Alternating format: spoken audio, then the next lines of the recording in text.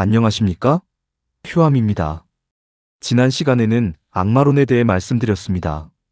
불교에서 말하는 악마 즉 마구니와 기독교에서 말하는 악마가 어떻게 다른지 잘 아셨을 줄 압니다. 이번 시간에는 귀신에 대해 말씀드리겠습니다. 기독교에서 귀신은 이미 천지창조 이전부터 존재했습니다. 보통 사람들은 귀신을 저승에 가지 못하고 떠도는 죽은 사람의 영혼 따위로 알고 있습니다. 사람이 죽어서 귀신이 된다는 일반적인 생각과 달리 기독교에서의 귀신은 창조신 여호와의 저주를 받아 생긴 존재들입니다. 기독교에서는 인간이 죽으면 곧 신의 심판에 따라 천국이나 지옥으로 보내지기 때문에 이 세상에 떠도는 영혼은 존재하지 않는다고 가르칩니다. 혹 무당을 통해 알려지는 귀신 등은 사람이 죽어서 된 것이 아니라 모두 사탄에 소속된 귀신들이 죽은 영혼으로 변장해서 나타나는 것이라고 합니다. 그렇기 때문에 기독교에서는 사후의 어떤 영혼과도 교류될 수 없고 교류되는 것은 모두 악마에 소속된 귀신들이라고 말합니다. 기독교인들이 죽은 부모나 친척들의 제사를 모시지 않는 것도 이 같은 이유 때문입니다. 기독교에서 주장하는 귀신은 악마와는 약간의 차이가 있습니다. 악마는 창조신인 여호와를 배반한 천사들이었고 귀신은 이러한 악마를 따르는 지상의 생물들이었습니다. 의아스러운 점은 신이 아직 천지도 창조하지 않았을 때에 이미 귀신들이 있어 왔다고 말하는 것입니다. 어떻게 천지가 생기지 않았는데 지상에 생물들이 있을 수 있었는지 이해하기 어렵습니다. 기독교에서 말하는 귀신의 목적은 신이 하는 일을 반대하고 파괴하는 것입니다. 귀신은 악마와 함께 인간들이 신에게 구원받지 못하도록 방해합니다. 기독교에서 볼 때 세상에 나타난 기독교 외의 모든 종교나 철학은 악마와 귀신들이 꾸며낸 거짓 교리로 이를 통해서는 인간이 절대 구원받을 수 없습니다. 또 귀신은 인간들에게 침투해 인간의 육체와 정신을 파괴하는 일을 합니다. 예수의 제자 베드로가 너의 대적 마귀가 우는 사자와 같이 두루다니며 삼킬 자를 찾느니 너희는 믿음을 굳건히 하여 저를 대적하라고 할 만큼 기독교에서의 악마와 귀신은 여러 가지로 인간들을 위험에 빠뜨립니다. 그러다 보니 대부분의 기독교인들은 신자의 삶에 여러 차원에서 귀신들이 공격하고 영향을 줄 수 있다는 데 동의합니다. 기독교에서 악마와 귀신은 원수이며 투쟁의 대상입니다. 후에 예수가 세상에 온 이유도 마귀의 일을 멸하기 위해서라고 말할 만큼 최고의 적입니다. 기독교 성서에는 귀신에 들려 고통받는 사람을 예수가 쫓아내는 광경이 묘사되어 있습니다. 예수는 모든 신자들에게 귀신을 꾸짖고 떠나보내게 할 수 있는 권세를 주었다고 말합니다. 어떤 목회자들은 이와 같은 권세를 지나치게 확대, 해석하여 오로지 귀신 쫓는 일로 목회의 중심을 삼기도 합니다. 심지어 어떤 목회자들은 사람들에게 흔히 발생하는 감기나 무좀, 심지어는 여드름까지도 귀신의 탓이라고 여기고 기도를 통해 해결할 수 있다고 가르칩니다. 문제는 이러한 귀신은 결코 인간의 힘으로는 쫓아낼 수 없고 없애지도 못한다는 점입니다. 악마와 귀신들은 인간의 힘보다 훨씬 강하기 때문에 오직 신만이 이를 퇴치할 수 있습니다. 하지만 신은 이러한 악마와 귀신들을 아직까지도 지켜만 볼 뿐 형벌을 미루고 있습니다.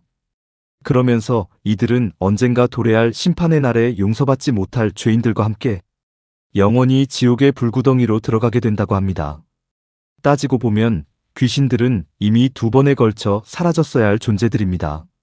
한 번은 신에게 반기를 들었을 당시 신의 형벌에 의해 사라졌어야 했고 또 한 번은 예수가 십자가에 못 박혀 죽은 다음 부활했을 때에 사라져야 했습니다. 성서에 의하면 악마와 귀신들은 예수가 나타나 십자가에서 죽음으로 말미암아 패배했다고 말합니다. 그러나 현실적으로 보면 성서의 이 같은 주장은 설득력이 떨어집니다. 기독교 안목으로 보아도 귀신들은 예나 지금이나 똑같이 활동하고 있기 때문입니다. 왜 신은 악마와 귀신들을 없애는데 이렇게까지 망설이고 힘을 들여야 할까요? 전지전능하다는 신이 한낱 자신의 피조물들을 적으로 삼고 있다는 점도 이상하지만 그 적들을 대하는 신의 태도는 더욱 의문스럽습니다. 그렇다면 불교에서는 귀신을 어떻게 볼까요? 일단 불교에서도 당연히 귀신을 인정합니다.